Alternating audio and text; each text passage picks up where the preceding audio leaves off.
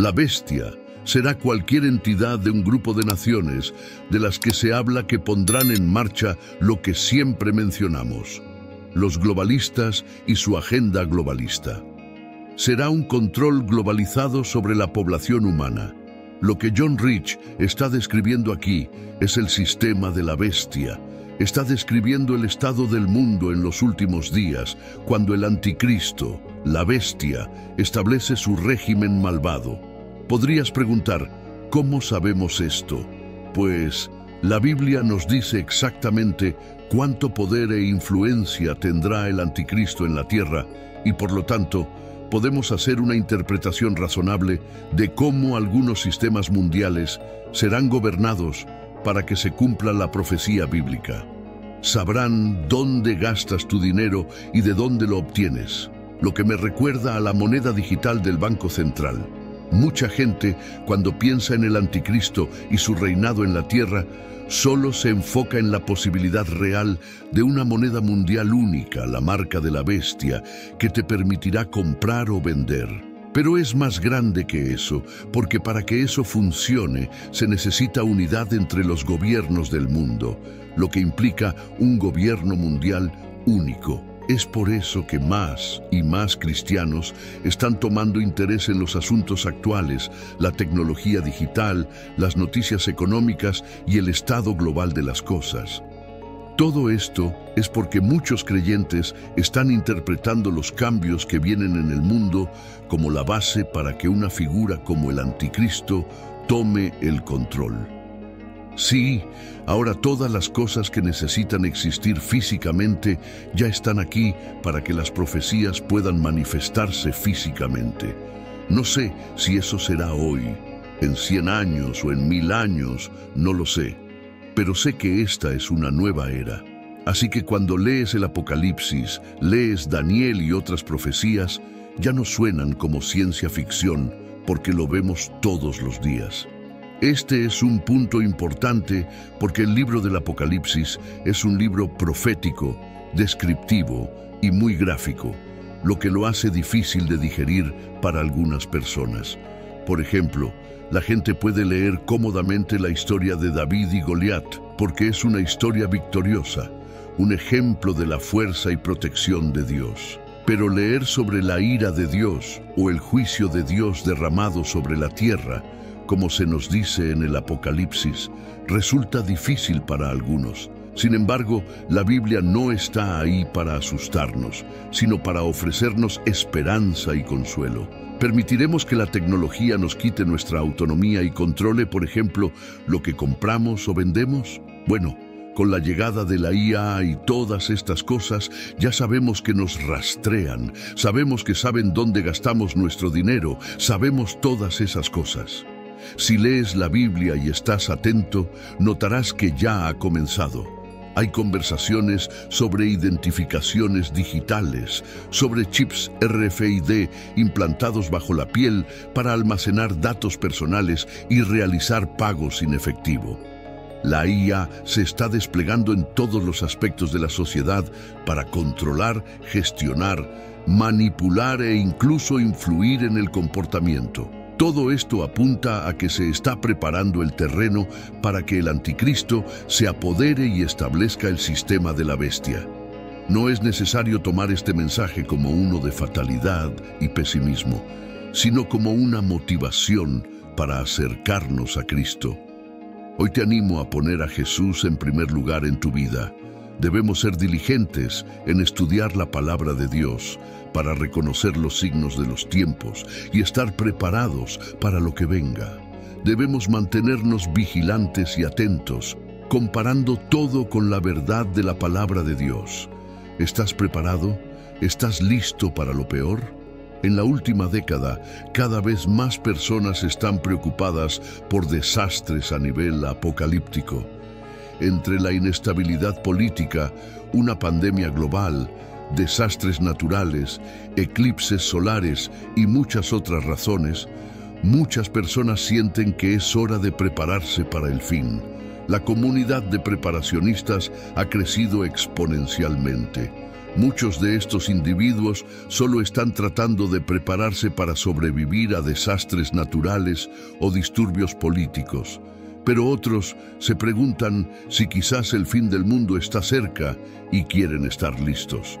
Todos necesitamos estar preparados para el regreso del Señor, pero ¿es la preparación para el Apocalipsis la forma correcta de prepararnos? Muchas personas de fe están extremadamente preocupadas por el fin del mundo. Algunos ven los tiempos antes del fin como algo que se asemeja a las películas y novelas apocalípticas y distópicas. Temen que la falta de alimentos, la violencia extrema y las condiciones ambientales hostiles hagan la vida extremadamente difícil, por lo que están tratando de prepararse. Algunas personas piensan que construir refugios, acumular alimentos y municiones e incluso almacenar Biblias y otros materiales religiosos es la forma más sabia de prepararse para estos tiempos catastróficos. Muchas otras personas, sean o no preparacionistas, están consumidas por la preocupación o los pensamientos sobre el fin del mundo. Muchas personas, religiosas y no religiosas por igual, están seguras de que la guerra nuclear está a punto de destruir todo. Otros están convencidos de que el calentamiento global traerá el fin del mundo más temprano que tarde. Entre los creyentes de la Biblia, algunos están convencidos de que están presenciando el cumplimiento de profecías bíblicas específicas y creen que pueden determinar que el fin está cerca comparando la Biblia con las noticias. Independientemente de tu punto de vista sobre el fin del mundo, si apagamos el ruido por un momento y simplemente nos volvemos a la palabra de Dios, podemos encontrar una manera correcta de pensar sobre los tiempos difíciles e incluso el fin del mundo. Cuando hacemos esto, descubrimos que el mundo va a terminar porque Dios lo promete. También aprendemos que debemos estar preparados para ese fin, pero cómo pensamos y nos preparamos es muy importante. Primero, es importante y útil considerar lo que Jesús dijo sobre el momento del fin. Muchas personas se preocupan y se angustian por cuándo llegará el fin o tratan de precisar cuándo regresará Jesús. Pero escucha las palabras de Jesús en Mateo 24, 36-39. Pero en cuanto a ese día y esa hora, nadie lo sabe, ni siquiera los ángeles del cielo, ni el Hijo, sino solo el Padre. Porque como fueron los días de Noé, así será la venida del Hijo del Hombre. Porque en los días antes del diluvio estaban comiendo y bebiendo, casándose y dando en matrimonio, hasta el día en que Noé entró en el arca, y no se dieron cuenta hasta que vino el diluvio y los barrió a todos. Así será la venida del Hijo del Hombre. Jesús dice claramente que nadie sabe el día. ¿De qué día está hablando Jesús? Antes en el capítulo, los discípulos le preguntaron sobre la destrucción del templo que él había predicho y los signos de su venida y el fin de los tiempos. Gran parte de Mateo 24 está dedicado a la primera pregunta, pero para responder a su pregunta sobre el fin de los tiempos, Jesús dice que de ese día nadie sabe. Jesús no nos ha dado un mensaje secreto codificado para poder averiguar cuándo volverá. No quiere que usemos todo nuestro tiempo y energía tratando de vigilar los signos de su regreso. Pero eso no significa que quiera que estemos desprevenidos. Por el contrario, el hecho de que no sepamos cuándo volverá Jesús significa que siempre debemos estar listos. En Mateo 24:42, Jesús dice: «Por tanto, manténganse despiertos, porque no saben en qué día vendrá su Señor».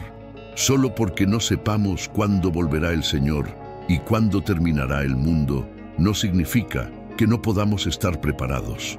Pero el tiempo y la manera desconocidos del regreso del Señor cambian cómo nos preparamos.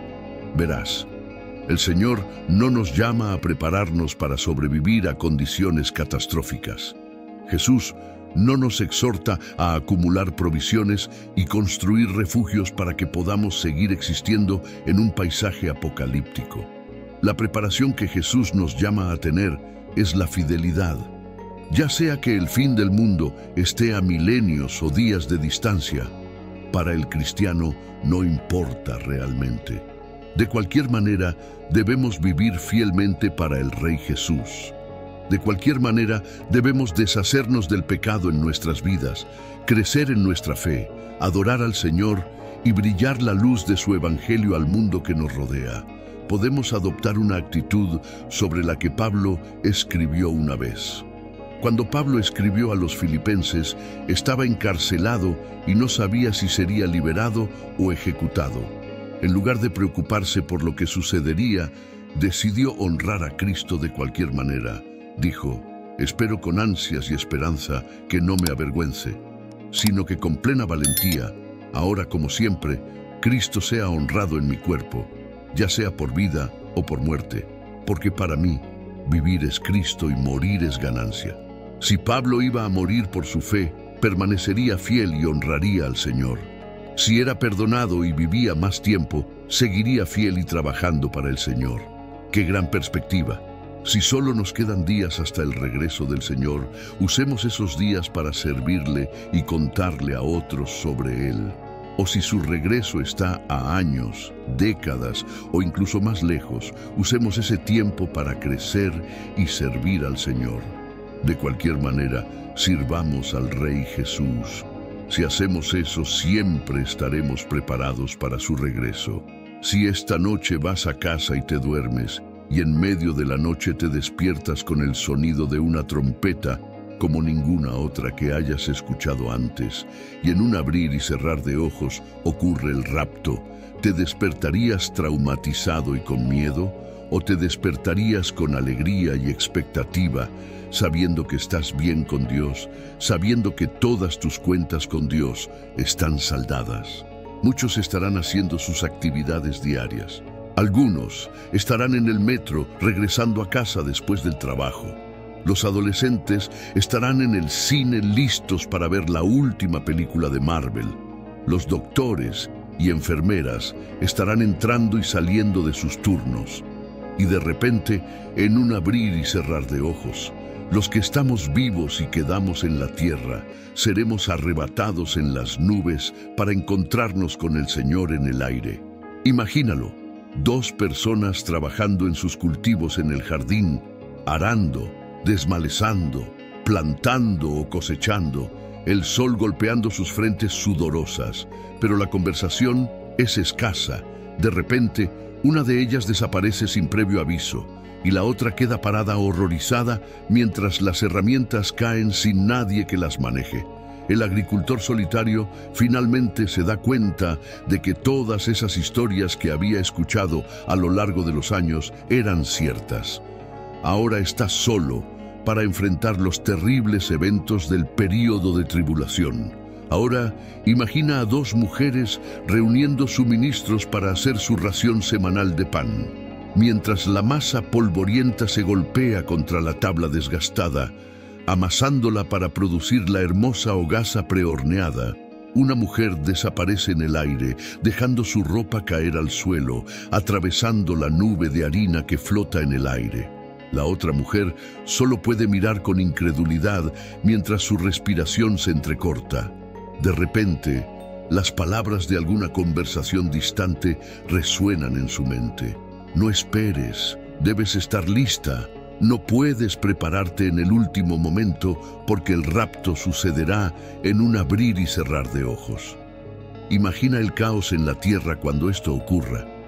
Imagina los noticieros informando que millones de personas han desaparecido aparentemente sin dejar rastro.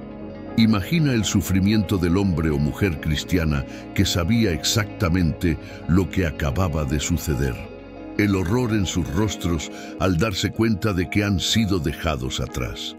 Sí, escucharon sobre Jesús, podían recitar la palabra de Dios, pero no estaban bien con Dios. Vivieron una doble vida, con un pie en el mundo y el otro en la iglesia, una mano en la Biblia y la otra en el mundo. Un pastor dijo que después del rapto, las iglesias estarán llenas de personas angustiadas, llorando y lamentándose. Saben lo que ha sucedido. saben que han sido dejados atrás y saben lo que viene. Ahora puede que te preguntes qué sigue después del rapto. La Biblia nos advierte sobre un tiempo en el que el anticristo llegará al poder y engañará a las masas.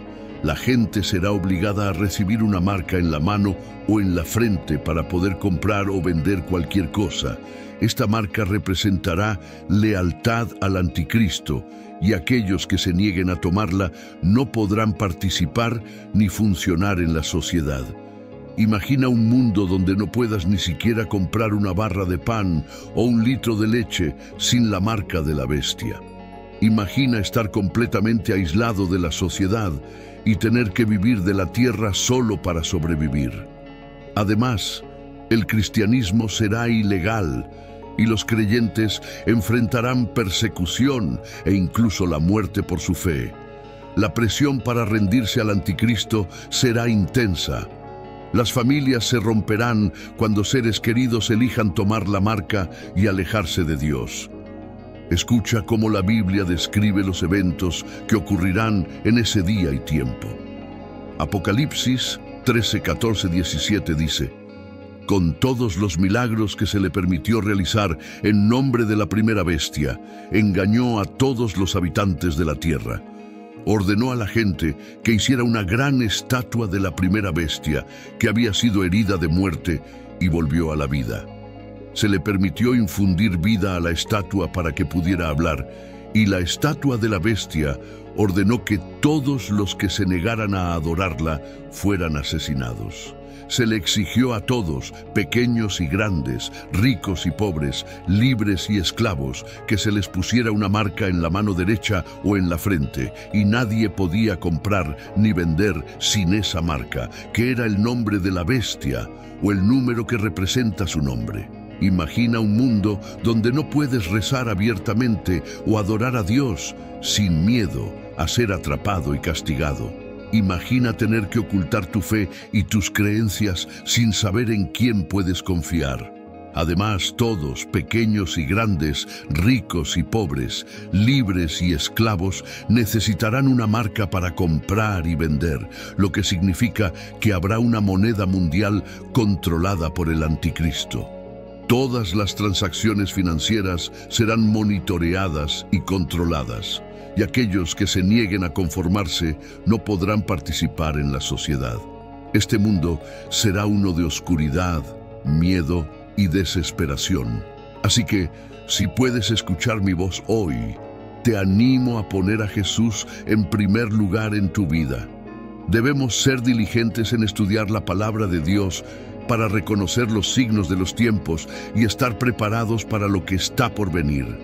Debemos mantenernos vigilantes y atentos, probando todo contra la verdad de la palabra de Dios.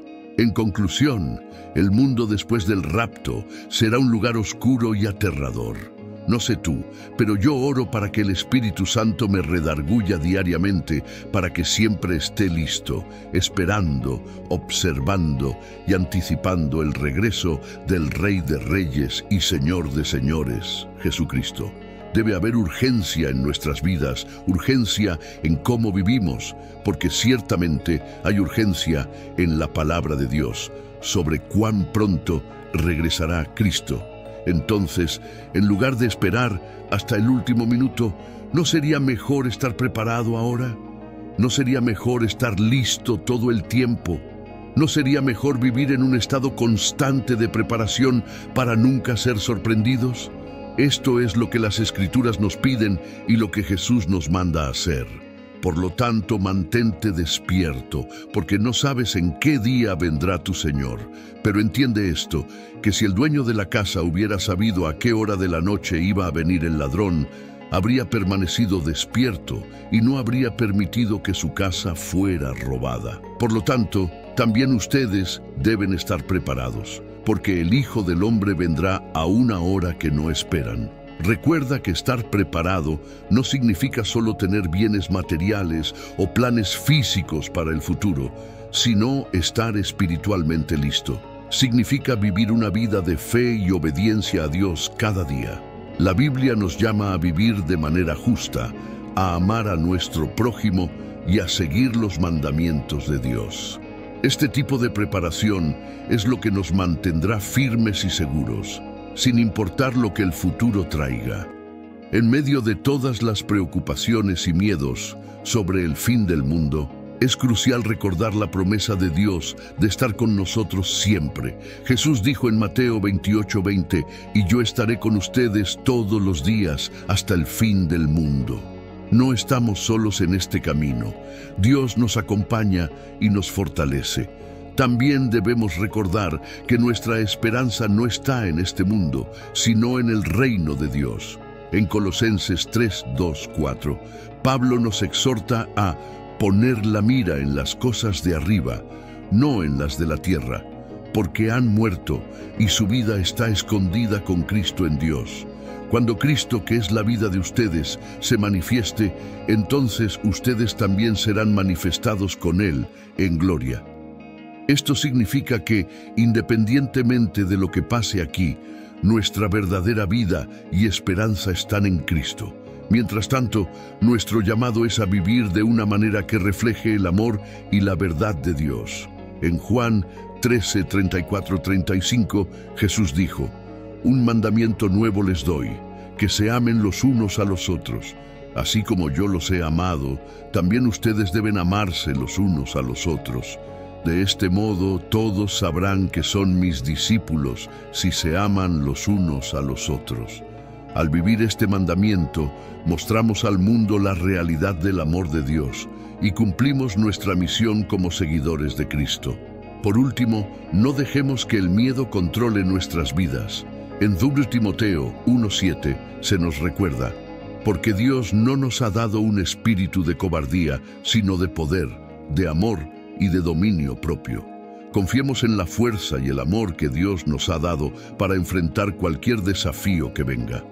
Al vivir en fe y obediencia, estaremos preparados para el regreso de Cristo, ya sea que ocurra pronto o en un futuro lejano. Así que, hermanos y hermanas, permanezcamos firmes en la fe, siempre listos y atentos, viviendo cada día como si fuera el último, pero con la paz y la alegría de saber que estamos en las manos de un Dios amoroso y soberano. Que el Señor nos encuentre fieles y preparados cuando regrese, listos para entrar en su reino eterno.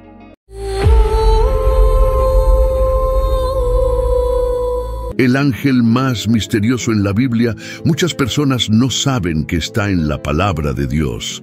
Ciertos seres poderosos en la palabra de Dios han sido contemplados durante siglos, desde el príncipe de Persia, que enfrentó al ángel Miguel, y a otro ángel durante la profecía de Daniel, hasta la legión de demonios que Jesús expulsó del endemoniado. Sin embargo, hay un ser poderoso que el apóstol Juan compartió con nosotros. Este ser está por venir y su apariencia es aterradora, una cosa de pesadillas, dolor y tortura. El apóstol Juan nos ha dejado una descripción vívida de un ser poderoso que está por venir. La apariencia de este ser es tan aterradora que podría infundir miedo y causar miserias a cualquiera que oiga hablar de él. Este ser provoca un inmenso dolor y angustia a los involucrados. ¿Vendrán el arcángel Miguel o Jesús a derrotar a este ser, o permitirá Dios mismo que este ser poderoso se mueva libremente? El apóstol Juan comparte esta profecía desde la isla de Patmos en el poderoso libro de Apocalipsis. Este libro es distinto de otros libros en el Nuevo Testamento, no solo en su contenido, sino también en su origen. A diferencia de los otros libros que fueron escritos intencionalmente, Apocalipsis no estaba destinado a ser escrito inicialmente. Cada autor decidió ponerse manos a la obra, ya sea él mismo o a través de influencias, antes de escribir sus pensamientos. Aunque estaba inspirado por el Espíritu Santo, el texto resultante reflejaba su propia disposición, carácter, perspectiva y experiencia. Juan no tenía planeado escribir el libro de Apocalipsis. De hecho, ni siquiera lo consideró. Todo el libro llegó a él como una revelación repentina e inesperada. tanto en forma verbal como visual. Mientras escuchaba esta asombrosa serie de voces y presenciaba las visiones, se le instruyó repetidamente que registrara todo lo que experimentaba. Él simplemente fue el instrumento que lo escribió. Entonces, ¿quién fue el autor real? El mensaje a menudo le fue transmitido por los ángeles, pero también era lo que el Espíritu estaba diciendo a las iglesias, y era una revelación de Jesucristo dada a Jesús por Dios. Así que estaba involucrada una compleja cadena de comunicación. Dios, Jesús, Espíritu, ángeles, Juan. Aquí es donde descubrimos acerca de Abadín en las Escrituras. Apocalipsis es la revelación de lo que está oculto para la humanidad, pero conocido por Dios. Hay cosas que el hombre no puede saber a menos que Dios elija revelárselas. Es imposible para cualquier individuo tener un conocimiento completo de todo lo que sucede en el mundo, incluido el cielo, y lo que depara el futuro. Cualquier registro e interpretación de eventos por parte de un individuo se ve limitado por el tiempo y el espacio. Solo puede proporcionar un relato parcial de la historia. Juan primero ve la revelación de Jesucristo, luego es testigo del mismo trono de Dios, y todo cambia. Dios comienza los 3 peores juicios que jamás se hayan experimentado en todo el mundo. Apocalipsis 6:16 aborda a Satanás en la tierra. Este segmento en particular puede resultar desafiante de comprender y poner en práctica. Desafortunadamente, hemos llegado a la parte desagradable. La situación empeorará antes de que se pueda ver alguna mejora. Es reconfortante saber que el escenario descrito en estos capítulos es el peor caso posible. Sin embargo, sigue siendo angustiante. Los juicios se llevarán a cabo en 3 etapas, cada una de ellas de manera épica. Las primeras se llaman sellos, las segundas trompetas y las terceras copas. Los primeros 4 de los 7 sellos se abren, liberando lo que se conoce como los 4 jinetes del Apocalipsis, ya que los juicios aparecen metafóricamente como un jinete y un caballo, dejando destrucción a su paso. Luego comienzan las trompetas en Apocalipsis capítulos 8 y 9. Juan describe un momento cercano al fin del mundo, cuando los ángeles hacen sonar 7 trompetas, cada una anunciando una nueva ronda de juicios sobre la gente de la tierra. Las trompetas están descritas en Apocalipsis capítulos 8 y 9, así como en Apocalipsis 11, 15, 19. Representan desastres. Los juicios anunciados por las 7 trompetas ocurrirán durante el período de tribulación al final del mundo. 7 ángeles que están de pie en la presencia de Dios reciben 7 trompetas que se usarán para desatar otra ronda de juicios. La primera trompeta de esta plaga destruye 1/3 de los árboles del mundo y consume toda la hierba. Este juicio tiene cierta semejanza con la 7ª plaga de Egipto. La segunda trompeta, según la Biblia, cuando el segundo ángel toca una trompeta en el cielo, se arroja al mar una enorme montaña en llamas. Como resultado, 1/3 del mar se convierte en sangre, 1/3 de los barcos se hunden y 1/3 de las criaturas marinas mueren. Este juicio es similar a la primera plaga que ocurrió en Egipto. El tercer juicio de trompeta es similar al segundo, pero se dirige a los lagos y ríos de agua dulce del mundo en lugar de los océanos. Según la Escritura, una gran estrella que arde como una antorcha caerá del cielo y contaminará 1/3 del suministro de agua del mundo. La cuarta trompeta, la cuarta de las 7 trompetas, provoca cambios en el cielo. Indica que 1/3 del sol, 1/3 de la luna y 1/3 de las estrellas fueron golpeados, haciendo que se oscurecieran. Después del juicio de la cuarta trompeta llega la quinta trompeta, y es aquí donde vemos al misterioso ángel. La quinta trompeta trae langostas demoníacas desde el abismo sin fondo. Este ángel del abismo, el día en que se abre la puerta del abismo, es un día de juicio intenso. Pero, ¿qué es el abismo y qué hay dentro? En la teología judía y la Biblia, el abismo se utiliza a menudo metafóricamente para referirse al lugar de morada de los espíritus malignos.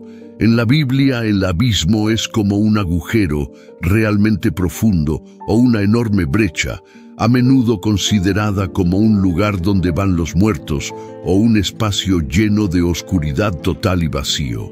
También se sabe que es un lugar muy alejado de la presencia y bondad de Dios. Lucas 8:31. Habla de un momento en que Jesús se encuentra con un hombre controlado por demonios. Cuando Jesús les ordena a estos espíritus malignos que abandonen al hombre, están petrificados y le piden a Jesús que no los envíe al abismo. El abismo es un lugar terrible para los espíritus malignos, donde serían castigados y sufrirían. Los espíritus malignos en el endemoniado le rogaron que no los mandara al abismo, mostrando cuánto no quieren ir allí, porque es un lugar de sufrimiento para ellos. Entonces, ¿por qué se abriría este abismo? ¿Qué causa esto? La puerta del abismo se abre en el libro de Apocalipsis, y antes de que el abismo se abra, suceden varios eventos importantes que conducen a ello. La apertura del abismo comienza con una llave, un símbolo de poder y autoridad. En Apocalipsis 9:1, la Biblia dice: «Y el quinto ángel tocó la trompeta, y vi una estrella que cayó del cielo a la tierra, y se le dio la llave del pozo sin fondo». Este sería el quinto ángel que tocó una trompeta. Los primeros 4 sellos y trompetas entregaron juicios ejecutados contra la tierra. El texto nos muestra claramente que esta estrella es una persona, y en este contexto, esta estrella se ve mejor como un ángel con la llave en la mano. El ángel se acercó al abismo y al desbloquearlo, hubo un gran estruendo como si la propia tierra estuviera gimiendo. La apertura del abismo fue como la apertura de un pozo vasto y oscuro, y de él salió humo como si proviniera de un horno gigante. Este humo era tan denso y oscuro que oscureció. Al salir el sol, proyectando una sombra sobre la tierra, Apocalipsis 9:3-6. Luego del humo surgieron langostas sobre la tierra, y se les dio poder como el de los escorpiones de la tierra. Se les ordenó no hacer daño a la hierba de la tierra, ni a ninguna cosa verde, ni a ningún árbol, sino solo a las personas que no tenían el sello de Dios en sus frentes. No se les permitió matar a nadie, solo atormentar durante 5 meses, y su tormento era como el de un escorpión cuando pica a una persona. En esos días, la gente buscará la muerte y no la encontrará. Anhelarán morir y la muerte huirá de ellos. Estas langostas no son naturales. Evitan las plantas y atacan a los humanos como escorpiones. Representan las hordas de demonios desatadas sobre la tierra. Aquellos que tienen el sello de Dios en sus frentes están protegidos, pero los demás no lo están. Esta es una ineludible condena de Dios. El propósito de estas langostas y este período está expresamente gobernado por Dios, y el propósito de todo esto es llevar al arrepentimiento, pero fracasará severamente. Apocalipsis 9:20-21. El resto de la humanidad que no fue alcanzado por estas plagas no se arrepintió de las obras de sus manos para no adorar a demonios, ni a los ídolos de oro, plata, bronce, piedra y madera, que no pueden ver, ni oír, ni caminar. Y no se arrepintieron de sus asesinatos, ni de sus hechicerías, ni de su inmoralidad sexual, ni de sus robos. Esta estrella abrió el abismo, Apocalipsis 9:2, desatando un batallón de soldados demoníacos asemejados a una plaga de langostas, parecidas a caballos preparados para la batalla, Apocalipsis 9:7.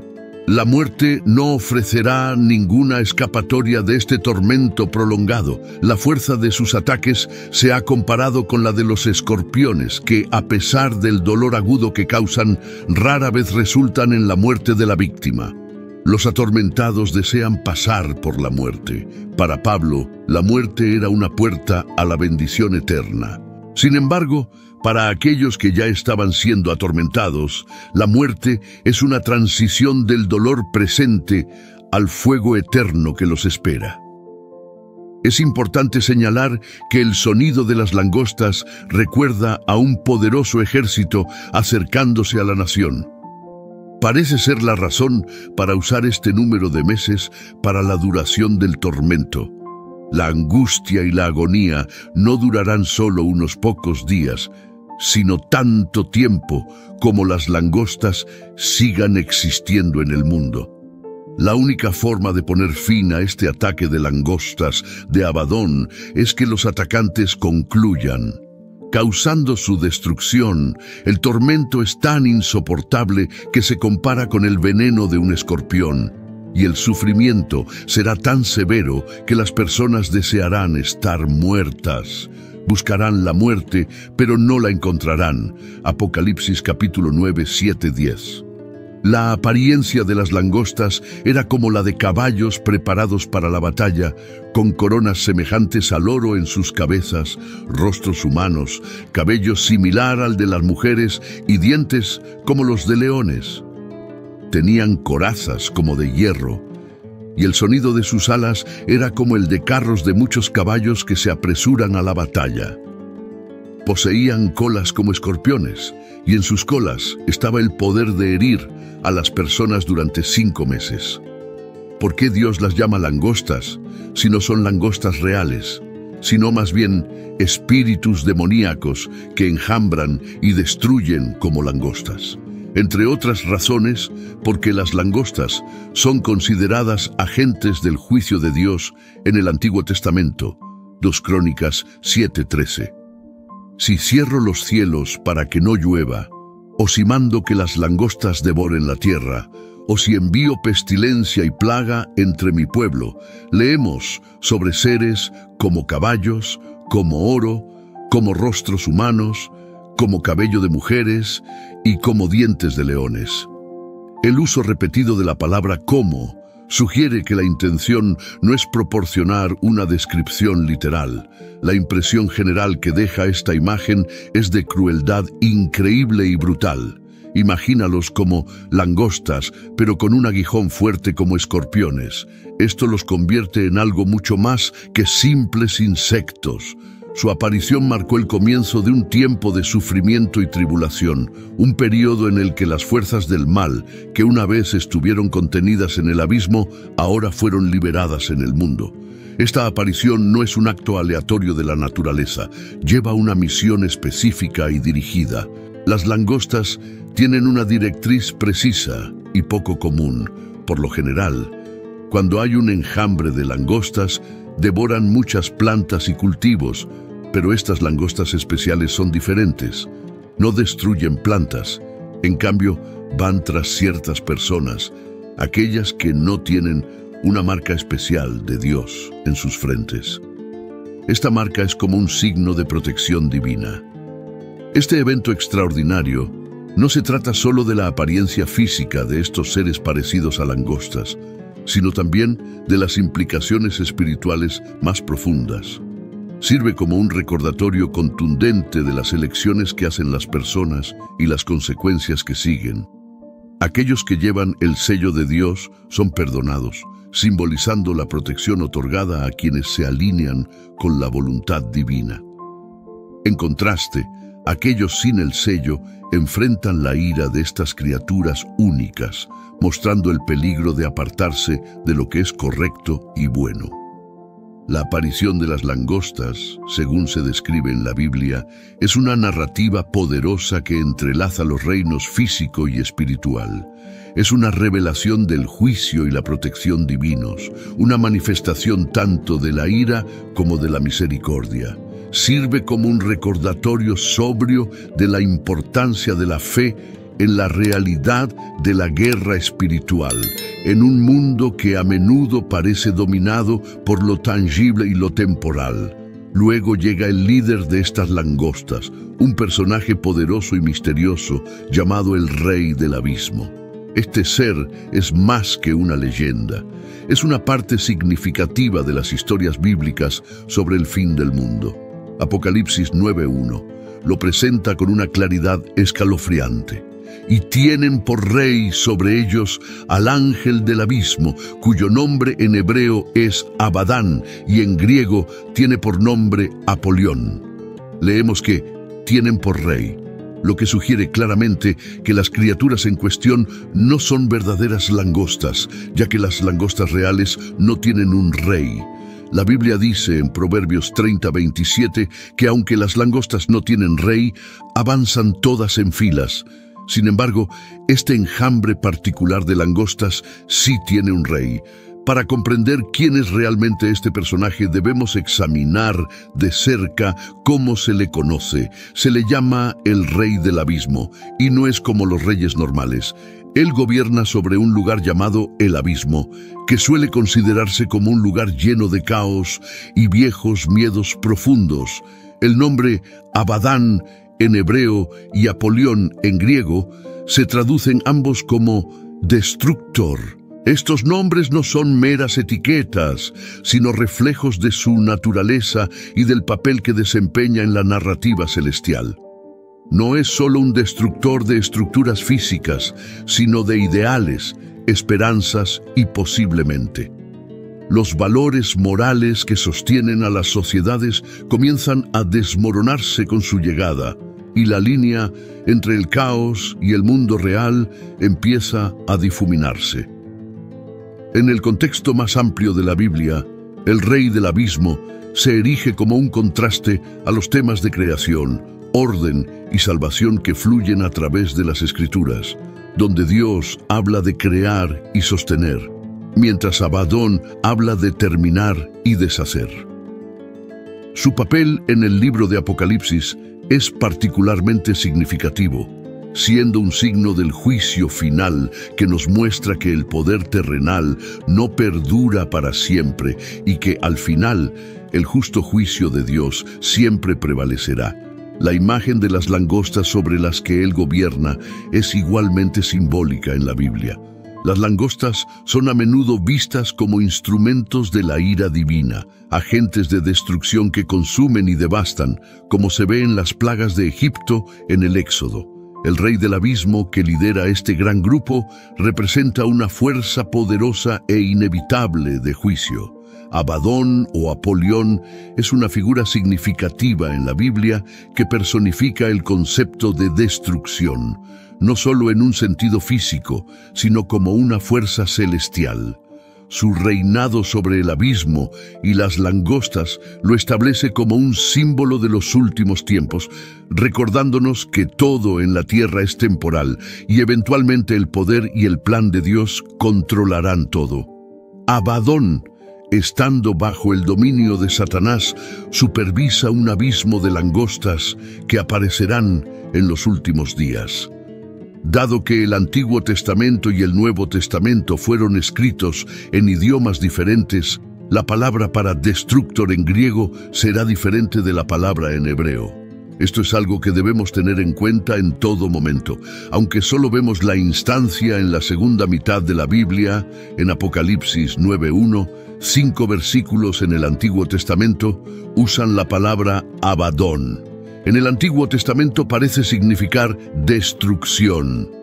Leemos en Job 31:12 que Abadón era un lugar de los muertos, vinculado regularmente con la muerte y el reino de los muertos. En el Salmo 88:1 se pregunta si se proclamará tu misericordia en la fosa o tu fidelidad en un Abadón, vinculándolo con el pozo en los rollos del mar muerto. Por lo tanto, es equivalente a Hades, el reino de los muertos personificado, sobre el cual Dios y Cristo tienen control último. Apocalipsis 1:18. Aquí, el control se asigna temporalmente a un ángel malvado que parece haber sido encarcelado con los otros espíritus del abismo. Juan podría estar adaptando el título de manera insignificante para enfatizar su punto. Muchos sugieren que este título también pretende ridiculizar a Apolo, el dios arquero, cuyo emblema eran las langostas, lo que nos indica que el objetivo del mal, que es la cabeza de Abadón, está en contra de nosotros. Juan 10:10. En la Biblia es claro y consistente que los demonios existen. Son entidades que se oponen a la supremacía de Dios. Buscan llevar a cabo su rebelión impía, influenciando a las personas a vivir de maneras que contradicen las intenciones declaradas por Dios. Al mismo tiempo, permanecen bajo su control y pueden ser utilizados para llevar a cabo el plan divino. Los demonios poseen las mismas cualidades que sus contrapartes, es decir, las cualidades de ser inmutables e inmortales. No poseen omnisciencia y la extensión de su poder está limitada por las concesiones hechas por Dios.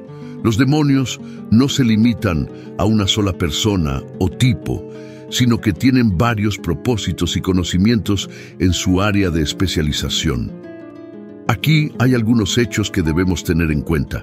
En primer lugar, Dios está en control.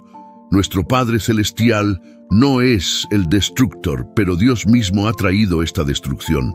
Como parte de su justo juicio, Dios utiliza a Abadón para llevar a cabo la destrucción, mientras que Satanás, siendo malvado y poderoso, no posee todo el poder. Abadón no tiene un control total sobre los demonios del infierno como las langostas que emergen del abismo. Apocalipsis 9:4. Se les ordena que no dañen la hierba, ni cosa verde, ni árbol, sino solo a las personas que no tienen el sello de propiedad y protección de Dios en sus frentes. Incluso en ese caso, las langostas solo son capaces de torturar a sus víctimas. No pueden matarlas. ¿Quién las detiene? Incluso en su máxima virulencia, el destructor no puede escapar del control de Dios. Además, Abadón no destruirá a todas las personas. Según el libro de Apocalipsis, cada persona recibirá la marca de Dios o la marca de la bestia, y aquellos que tengan fe y el sello de Dios estarán protegidos en medio del caos. La fe fuerte puede protegernos del mal que proviene del abismo. En conclusión, el día en que se abre la puerta del abismo es un testimonio de la naturaleza dual de la profecía bíblica. Un momento de juicio y tribulación, pero también un momento en el que la fe se convierte en un santuario crucial. Nos recuerda la importancia de mantener la fe y la esperanza de que, incluso en los momentos más oscuros, aquellos sellados por Dios encontrarán protección y, en última instancia, redención. Este evento no es solo una advertencia de lo que vendrá, sino también una invitación a profundizar en la fe y confiar en el plan divino de Dios. ¿Por qué está esto en la Biblia?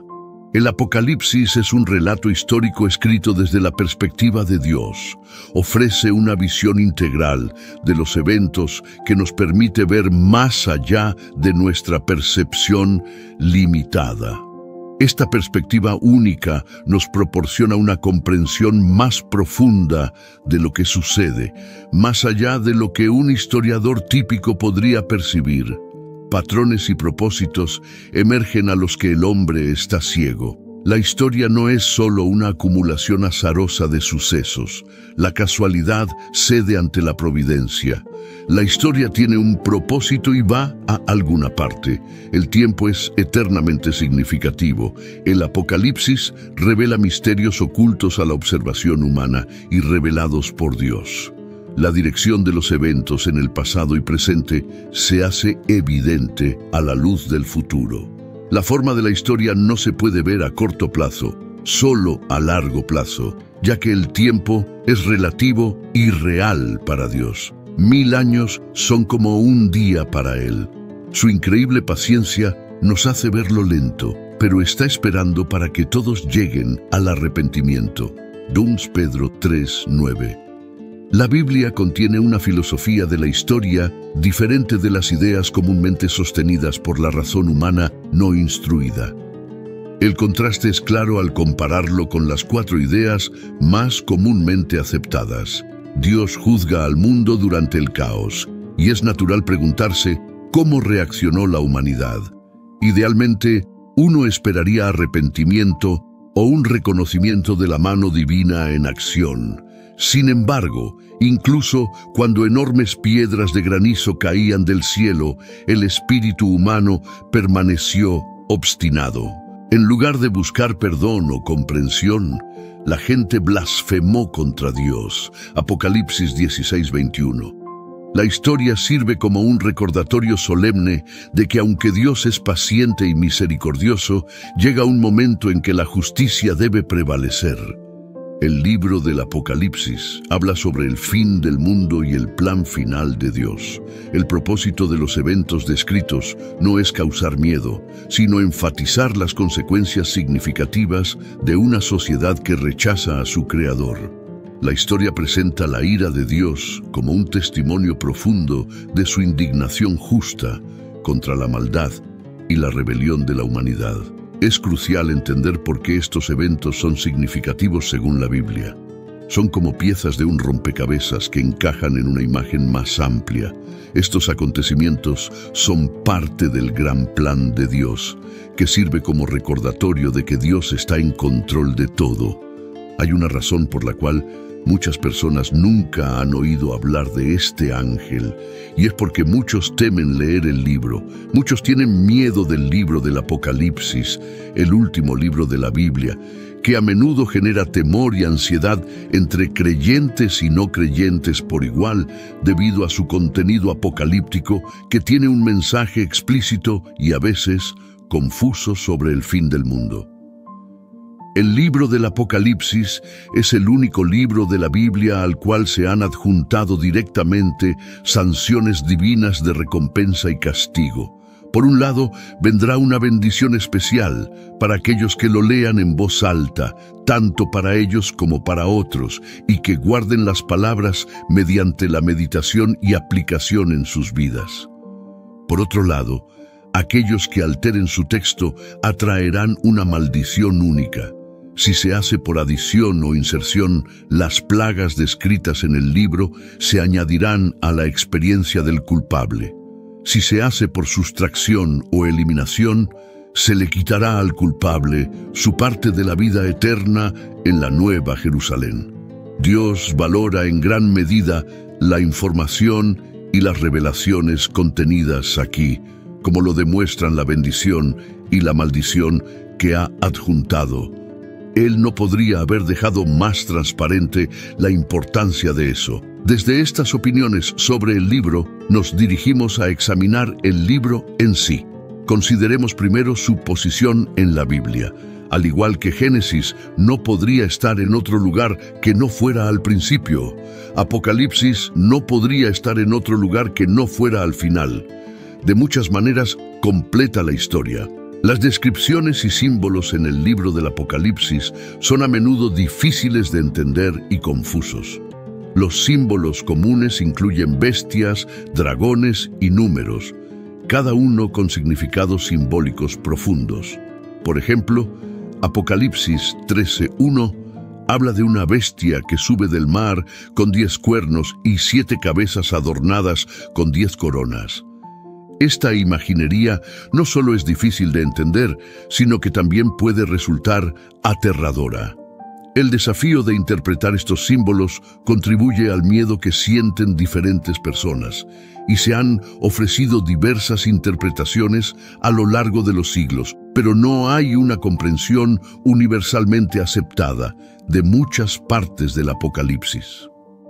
Esta ambigüedad deja espacio para interpretaciones que pueden ser inquietantes o alarmantes. El Apocalipsis habla extensamente sobre el día del juicio y el fin del mundo.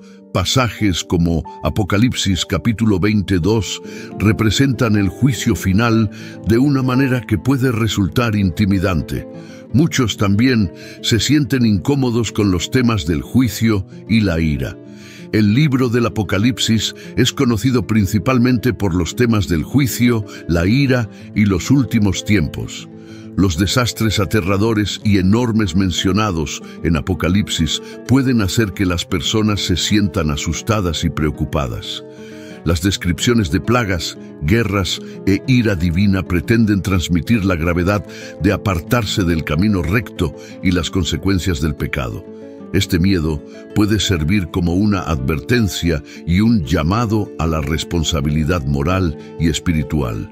El mensaje de esperanza y triunfo, música, el Apocalipsis, a pesar de sus visiones inquietantes, transmite fundamentalmente un mensaje de esperanza.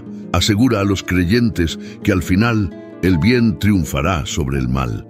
Esto se resume en versículos como Apocalipsis 21:4, que promete: enjugará toda lágrima de sus ojos. No habrá más muerte, ni más llanto, ni clamor, ni dolor, porque las primeras cosas han pasado.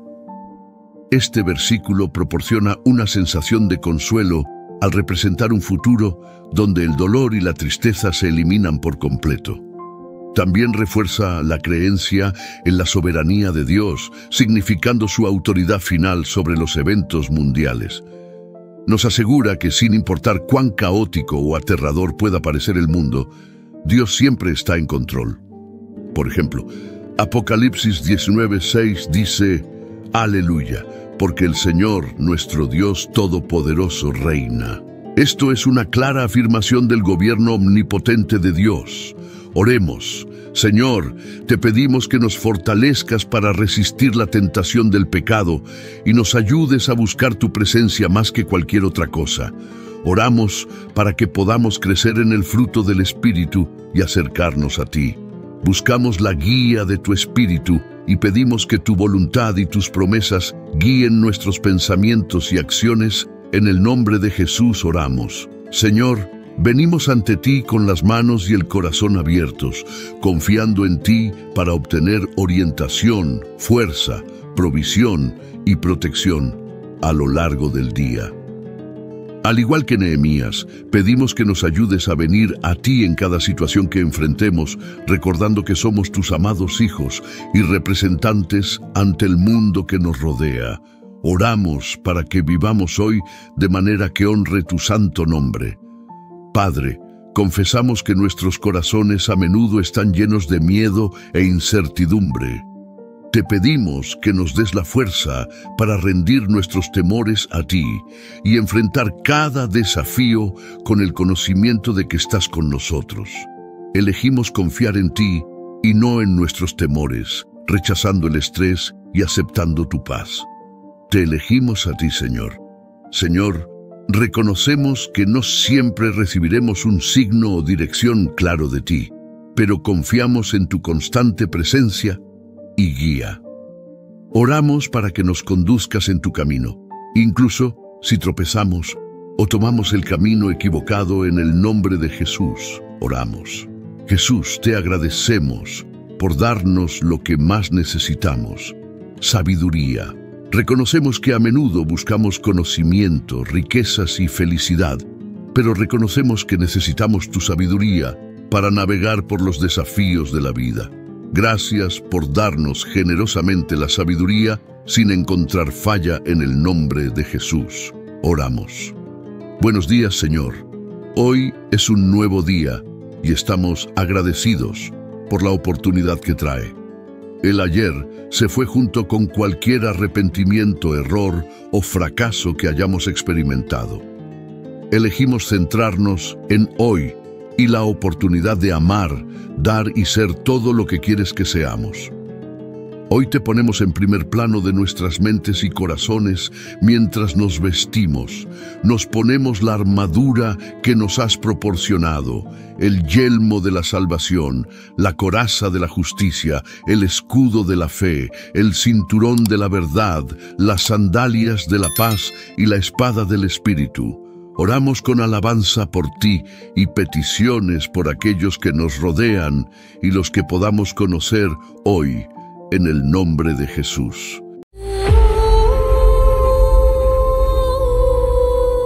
En las antiguas páginas del Génesis, en los versículos del 1 al 4 del capítulo 6, se desvela un enigma que perdura a lo largo del tiempo. Cuando los hombres se multiplicaron sobre la tierra y les nacieron hijas, los hijos de Dios notaron la belleza de estas mujeres y eligieron tomar esposas de entre todas las que eligieron, surgiendo así una pregunta intrigante: ¿quiénes eran esos seres conocidos como hijos de Dios? El Señor, al observar estas uniones, declaró que su espíritu no contendería con el hombre para siempre, pues éste también es carne, limitando sus días a 120 años. Este versículo destaca la misericordia divina, pero también establece un límite para la paciencia celestial. Los nefilins, brevemente mencionados en la narrativa del Génesis, despiertan una inmensa fascinación. Descritos como hombres valientes que existieron en la antigüedad, hombres de fama, estos gigantes representan un enigma. Pero, ¿quiénes serían ellos realmente? Diversas interpretaciones surgen para explicar el origen de estos seres. Una de ellas, encontrada en escritos apócrifos como el libro de Enoc, sugiere que los hijos de Dios eran ángeles caídos que se unieron a las mujeres humanas, generando a los nefilins. Esta unión antinatural habría sido una de las razones para el gran diluvio. Ahora exploraremos 5 interpretaciones distintas sobre el origen de estos misteriosos hijos de Dios, como ángeles caídos. La visión tradicional sugiere que los ángeles se rebelaron contra el cielo, uniéndose a las mujeres humanas y dando origen a los nefilins. Otra interpretación considera a los hijos de Dios como descendientes de Set unidos a las descendientes impías de Caín. Una tercera visión propone que los hijos de Dios eran gobernantes o nobles que se casaban con mujeres comunes, generando una estirpe de poderosos gobernantes humanos. También está la interpretación de que los hijos de Dios eran hombres poseídos por demonios, reforzando la idea de influencias espirituales malignas en la humanidad. Por último, algunos interpretan a los nefilins como una metáfora de la degradación moral de la humanidad, simbolizando la caída del hombre en el pecado y la necesidad de redención. En última instancia, el relato de los nefilins no es solo una historia de gigantes y seres sobrenaturales. Es un recordatorio constante de la lucha entre el bien y el mal, la santidad y la corrupción, y la necesidad de la humanidad de buscar la redención. Redención. Este análisis de los nefilins nos invita a explorar más profundamente las Escrituras en busca de sabiduría y discernimiento en la palabra de Dios. Las consecuencias de las uniones entre los hijos de Dios y las mujeres humanas van más allá del nacimiento de los nefilín. Aunque no se les considere seres mitad humanos y mitad angélicos, demostraron una hostilidad notable hacia Dios y sus caminos. Este aspecto refuerza la idea de influencias espirituales operando dentro del ámbito humano.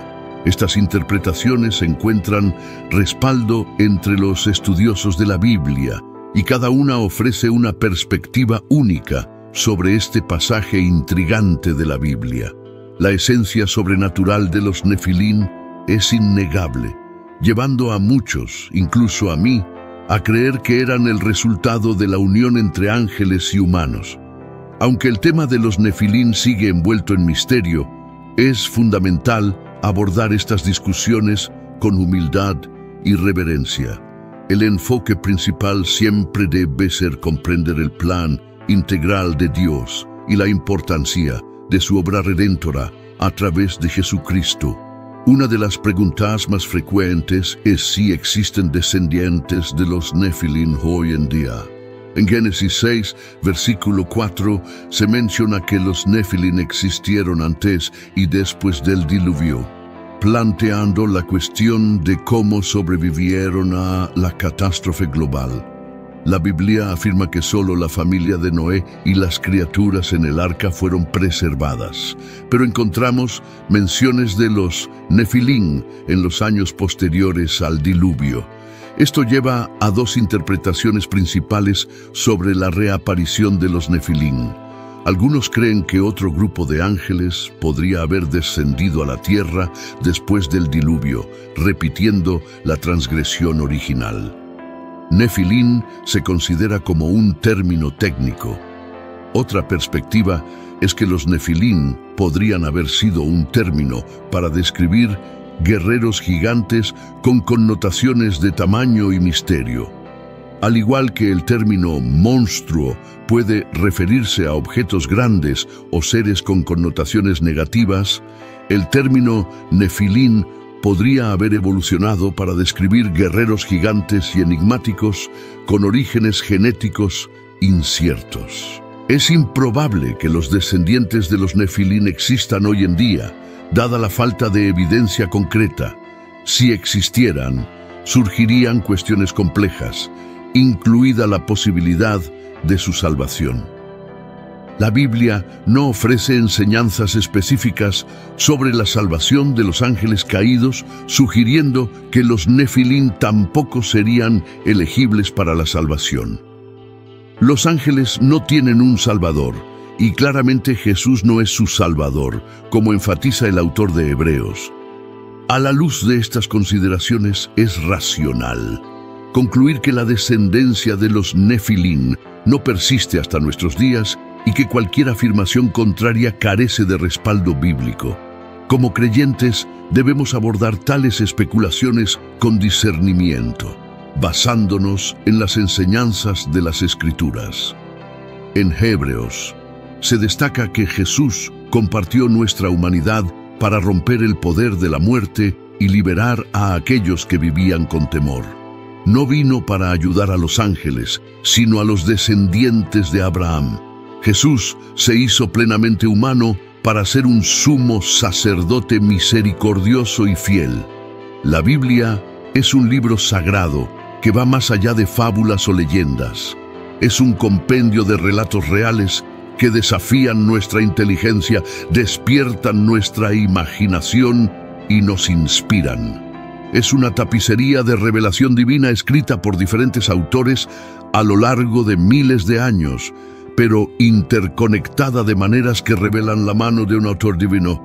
Dentro de sus páginas encontramos historias de creación, caída, heroísmo, traición, milagros y profecías.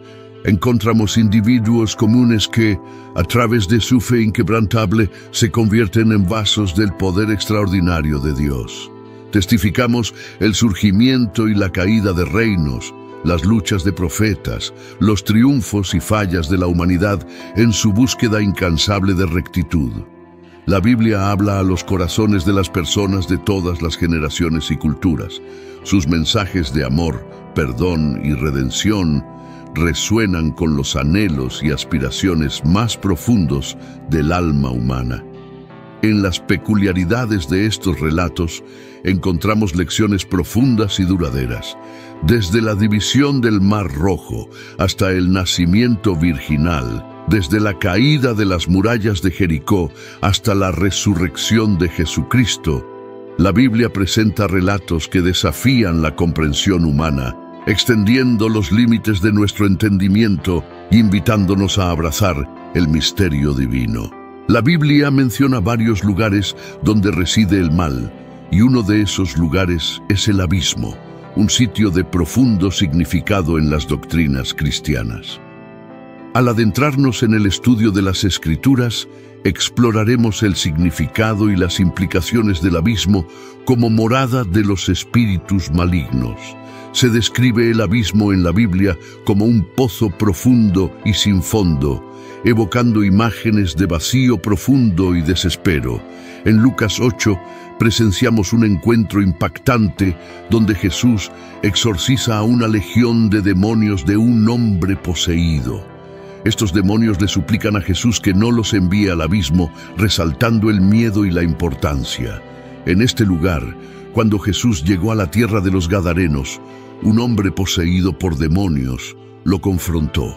Este hombre, atormentado durante mucho tiempo y viviendo entre tumbas, reconoció la autoridad de Jesús, suplicando no ser atormentado.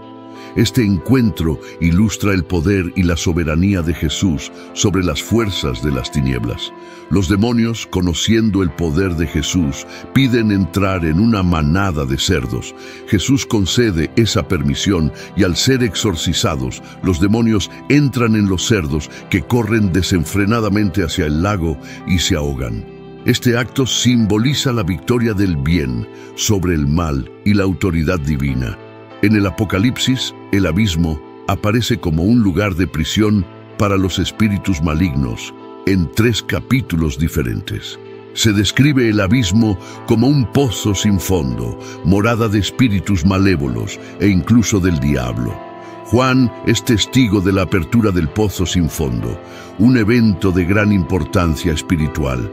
De la humareda que emerge salen criaturas parecidas a langostas con poderes como los de escorpiones, simbolizando fuerzas malignas y castigos divinos. En el capítulo 20 del Apocalipsis, un ángel encierra al dragón, la antigua serpiente, también conocida como el diablo o Satanás, en el pozo sin fondo, sellándolo por 1000 años. Este acto simboliza la restricción temporal del poder del mal antes de su liberación final y derrota subsiguiente. La apertura del pozo sin fondo nos recuerda que existen reinos más allá de nuestra comprensión terrenal, habitados por criaturas extrañas e inusuales. En este contexto, introduciremos el concepto de Tártaros, intrigante tanto en la mitología griega como en la teología cristiana. En la Biblia, el término Tártaros se menciona solo una vez en 2 Pedro 2:4. En este versículo, Pedro habla sobre ángeles que pecaron y fueron arrojados a Tártaros, donde están encadenados en cadenas de oscuridad, esperando el juicio. Este concepto difiere de la interpretación de la mitología griega, donde Tártaros es un abismo profundo utilizado como prisión para los malvados y los titanes. Al explorar Tártaros en la Biblia, es esencial diferenciar el concepto bíblico del mitológico, mientras que en la mitología griega, Tártaros es un lugar de castigo. En la Biblia se menciona como un lugar de detención para los ángeles que desobedecieron a Dios. La referencia a Tártaros en 2 Pedro se conecta con la narrativa de Génesis 6, donde los hijos de Dios se unen a las mujeres humanas, generando a los Nefilim. Esta unión se ve como una grave violación del orden divino, resultando en corrupción y maldad en la tierra. La Biblia describe a los Nefilim como hombres valientes de la antigüedad, pero deja lagunas sobre su naturaleza exacta, mientras escritos no bíblicos, como el libro de Enoc, retratan a los Nefilim como gigantes maléficos. Es importante distinguir estas interpretaciones de las descripciones bíblicas. Al abordar leyendas sobre los Nefilim, debemos equilibrar el fascinio por los relatos no bíblicos con una comprensión sólida de las Escrituras. La Biblia ni confirma ni niega tales leyendas. Ofrece una perspectiva que valora más la influencia y reputación de los Nefilim que sus características sobrenaturales. La idea de que los hijos de Dios en Génesis 6 puedan ser ángeles caídos está alineada con Judas 6, donde se menciona que ciertos ángeles no mantuvieron su posición original. Estas transgresiones angelicales llevaron a un severo juicio de Dios, resaltando la seriedad de la desobediencia y rebelión contra la orden divina. La referencia a Tártaros en 2 Pedro como pozos de sombra simboliza un lugar de confinamiento y castigo para seres espirituales rebeldes. Este lugar representa las justas consecuencias de sus actos nefastos, testificando el juicio recto de Dios. Algunos estudiosos sugieren que Tártaros y el abismo pueden estar conectados o ser el mismo lugar con nombres diferentes. Es importante abordar tales temas con humildad y mente abierta, considerando que reciben atención limitada en la Biblia y poseen una significancia teológica menor en el contexto más amplio. La prisión de los ángeles en Tártaros no es solo punitiva, sino también protectora de la humanidad contra su influencia destructiva. Este relato enfatiza la seriedad del pecado y la necesidad de justicia divina, incluso entre seres espirituales. La historia de Tártaros y de los ángeles pecadores nos enseña sobre la realidad de la guerra espiritual y la existencia de seres espirituales que se oponen a Dios. Refuerza la importancia de la obediencia a Dios y los peligros de abandonar nuestro lugar apropiado. Además, reafirma la soberanía y la justicia de Dios. Pasando a la historia de Goliat, esta narrativa nos revela más sobre los gigantes mencionados en la Biblia. Goliat, un filisteo, es más conocido por su batalla contra David. Sin embargo, poco se sabe sobre sus hermanos, quienes también eran gigantes. En 1 Samuel 17, Goliat es descrito como un guerrero imponente midiendo 6 codos y 1 palmo de altura y llevando armadura pesada. Desafió a los israelitas a un combate individual, representando un método de guerra común en esa época, donde un campeón luchaba en nombre del ejército.